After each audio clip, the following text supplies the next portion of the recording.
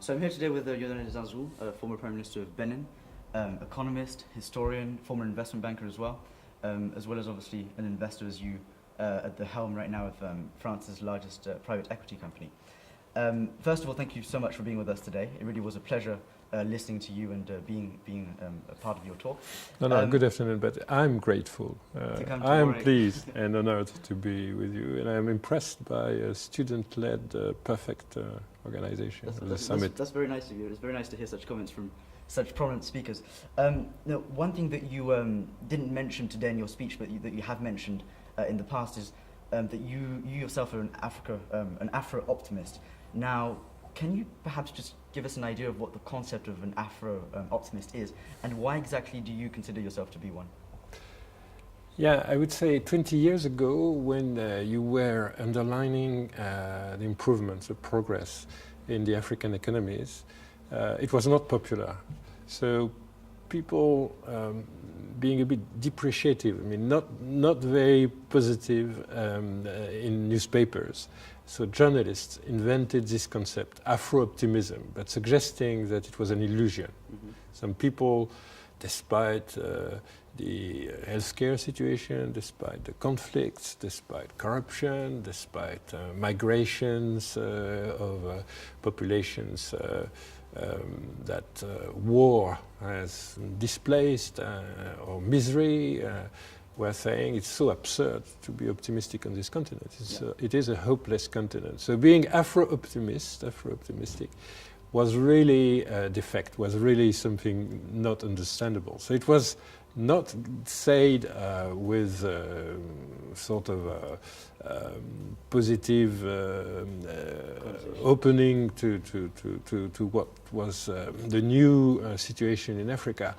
In the last 5 years, it has become a bit more positive, and becoming Afro-optimist today when the continent is considered as a rising continent. Some people are impressed by what happened in telecom, for instance, which is a sort of revolution in Africa, totally unexpected. What happens in the financial sector, some progress in agriculture, which are also quite impressive. Manufacturing starting to become impressive as well.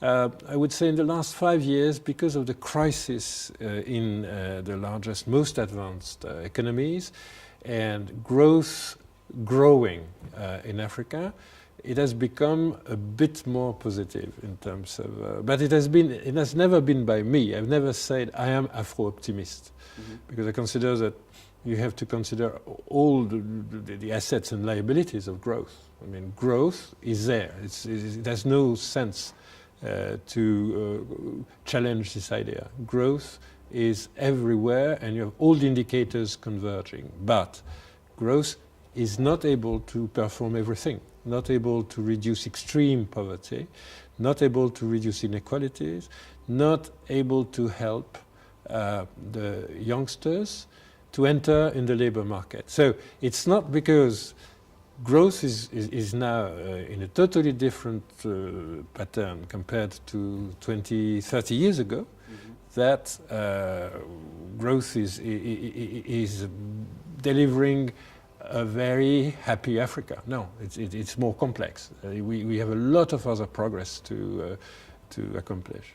No, for sure. And you know, one thing that you mentioned in your speech, and one thing that you've been advocating for the last few years, is the emphasis on investment to achieve that growth in the long run. Now, your background is obviously a mix of both private and public sector, having worked in some of the most prestigious financial institutions. I mean, the likes of Rothschilds, and you're also Prime Minister of Benin for a few months. Now, that experience that you have in both the private and the public sector, in both a very rich country, which is France, and coupled with the experience that you have having worked in the UK as well. Contrast that to the experience that you've had working in obviously one of the poorest countries in the world at the very highest level. What do you think in terms of the combination of both public and private investment? What do you think is like the best combination that you can get in order to achieve that growth in the long run? I think that the sovereign states in Africa have to rely more on private sector. They have to outsource more. They have to implement e-government with solutions, applications developed locally. When I say private sector, it's not only foreign investment. Yes, we need the inflows of foreign investment, but the investment in Africa comes from the households and the private sector domestically. It's domestic. It's essentially, the growth today is essentially endogenous. Yeah. It's not driven by Asia, Europe, whatsoever. We are decoupled from Europe in a sense. We can have growth when Europe is in recession, as we had in 2009, as we had in 2011 and 2012 again, with Europe in recession, Africa going forward. So I would say domestic private sector has to combine forces with the state. But it is a very new idea. The business environment is maybe what the states have to improve, and it has to be a main goal of public policy. So that is an essential combination. I was about to say, so leading on to the business environment that you were mentioning, and that, that past experience that you have in the financial sector, having worked in both countries, Jeffrey Sachs once said that he argued that Africa's development crisis was the result of this poverty trap. And one of the reasons behind that poverty trap is that the financing in Africa isn't well developed enough as it should be, and as is obviously the case in more Western countries. And that's something that you said in your speech. Now, based upon your experience that you had working in some of the most sophisticated financial sectors and financial sectors and institutions in the world, what do you think Africa is lacking in terms of refining and developing its financial sector? First, we need competition in the financial sector.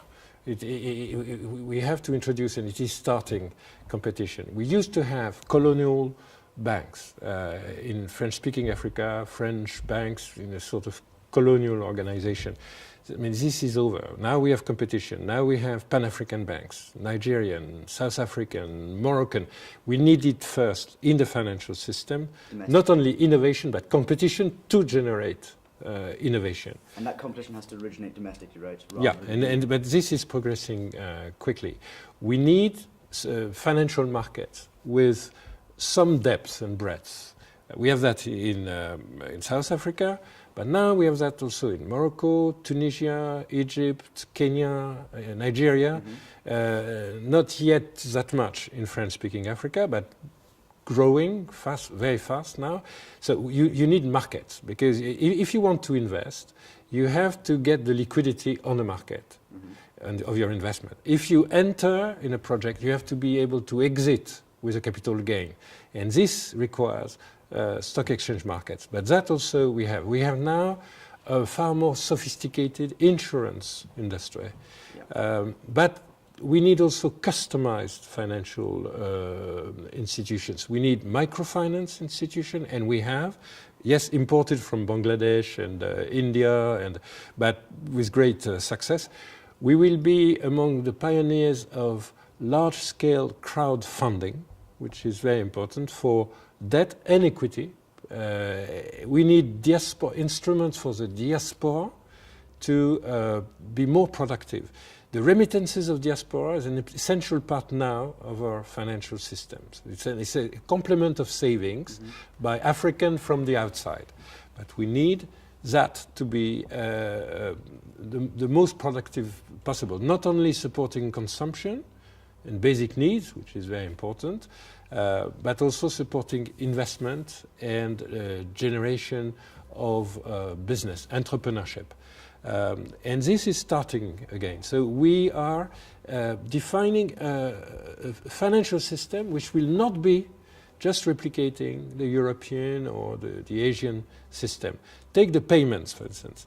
Payments through mobile. Mobile money is now more important as a part of payments in Africa than everywhere else. And Kenya has been pioneer of that.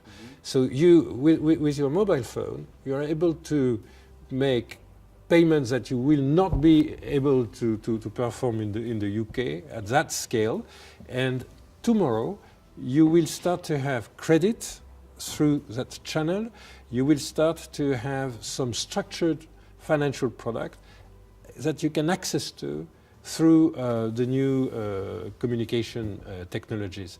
So Africa is now first in some social usages of technology, which is completely new, and which also fuels this Afro-optimism, that Africa first is possible in some technologies. Africa pioneering technologies and social new usages. It will be true of renewable energy after telecom. It will be true of fintech, technology of finance, and it will be true of agriculture progress. This is completely new. For the new generation, it can be a source of trust and enthusiasm. Africa can be first in defining the techniques of its development. I just have one last question because we're a bit tight for time. You mentioned the benefits that Africa can get from remittances, but you mentioned mostly the financial benefits from that, i.e. the amount of money coming back from the diaspora that was sent away to perhaps Europe or other countries. In terms of the human capital that is coming back, so the likes of you, although I mean you were born and raised in France and educated in France, but one of our speakers coming tomorrow, for example, he originates from Benin and he then studied abroad and is now coming back to Benin through the foundation that he created. So in terms of the human capital that is at hand outside of Africa, how can various African countries attract that talent to bring it back in and help build those countries to drive the growth? Yes, you know, when you have a sort of reliable rate of growth, around 5%, compared to advanced countries in Europe, somewhere around 1.5%, years and years and years, when you have this increment, it means sort of overheating in many sectors, overheating in urban development, in agriculture output, in technologies for healthcare, in education through digital ways and means, which is a reason to attract not only capital, but talent and human talent. And we have a diaspora reservoir, which is very important. But we will not only rely on diaspora. I mean, Africa is open to foreign population as well. I mean, we have 1.5 million Chinese citizens living in Africa.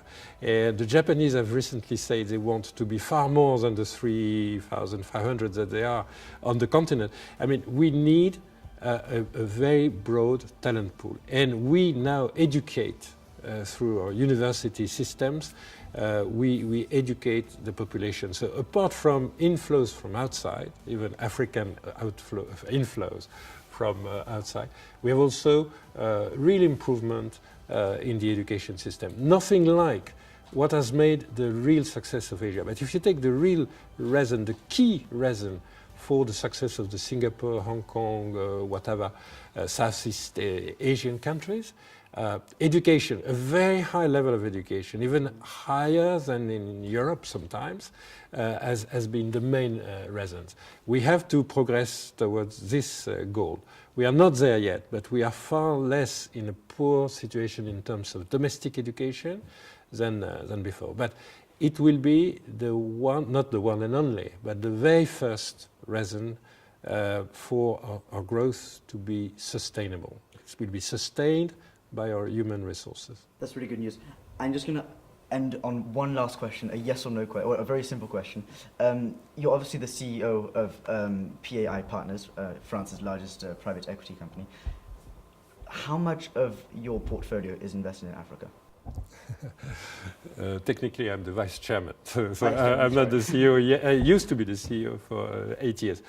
A little part, because we invest in European companies. So we have acquired many African businesses to complement our global companies. But as we are the first continental private equity fund by size, we have a portfolio of African business, which is larger than the vast majority of dedicated funds for Africa, just as an element of size. So it's, in percentage it's low, but okay. We had positions in healthcare, in airport handling, in food industry, so services and manufacturing, very significant, just as an effect of our size. But we will also dedicate funds in the future and I personally will